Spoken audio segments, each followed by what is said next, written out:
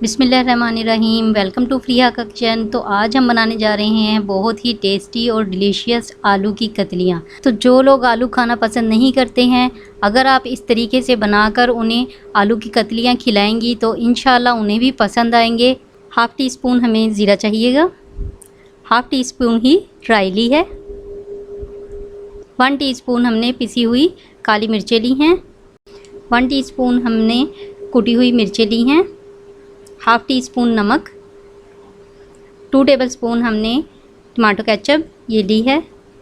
तो 500 ग्राम मैंने आलू लिए हैं जिन्हें मैंने अच्छे से छील के वॉश कर लिया था और मैंने इनको गोल शेप में कट कर लिया है। तो देखिए लो फ्लेम है। अब हम इसके ऊपर कढ़ाई रखेंगे और उसमें मैंने ऑयल डाल दिया है। जब ये हल्का सा हीट अप हो जाएगा तो हमने सबसे पहले आलू की कतलियों को एक एक करके डालना है और इनको फ्राई कर लेना है और हमने इन्हें लाइट गोल्डन ब्राउन होने तक फ्राई करना है। तो देखिए हमारी आलू की कतलियाँ लाइट गोल्डन ब्राउन हो गई हैं। अब हमने इनको निकाल लेना है और एक साइड रख देना है ताकि इनका ऑयल जो है वो अच्छे से निकल जाए। तो अब हमने 2 टेबलस्पून ऑयल लेना है और इसके अंदर राई डाल देनी है। ऑयल हमारा लो फ्लेम पर हीट अप हो गया है और साथ ही हमने ज़ीरा ये भी इसमें शामिल कर देना है और इनको हल्का सा रोस्ट कर लेना है। इससे ये होगा कि अगर हम ज़्यादा तेज़ कर देंगे तो भी हमारी राई कड़वी हो जाएगी और अगर कच्ची रह जाएगी तो भी ये कड़वी हो जाती है। तो इस बात का ध्यान रखना है। इसी वजह से लो फ्लेम पर हमने इसको हल्का सा रोस्ट करना है। तो ज़ीरा और राई को हमने सिर्फ 1 मिनट तक फ्राई कर लिया है। अब हम इसमें फ्राई किए हुए आलू डालेंगे और इसको अच्छे से मिक्स कर देंगे। अब हम इसमें नमक शामिल करेंगे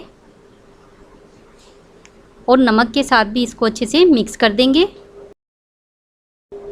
तो देखिए नमक हमारा अच्छे से मिक्स हो गया है। अब हम इसमें कुटी हुई लाल मिर्चें ये शामिल करेंगे, काली मिर्चें ये भी शामिल कर देंगे और साथ ही हम इसमें टमाटो केचप ये भी शामिल कर देंगे और फिर हम इसको अच्छी तरह से मिक्स करेंगे। तो मिक्स करने के साथ साथ हमने इसको 1 मिनट तक इसके साथ फ्राई कर लेना है।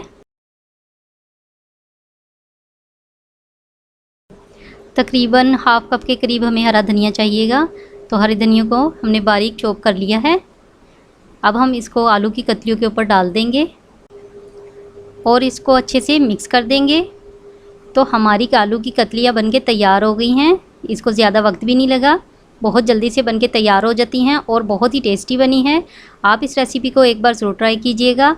तो अगर आपको मेरी ये वीडियो अच्छी लगे तो इसे लाइक करें, शेयर करें और मेरे चैनल को सब्सक्राइब करें।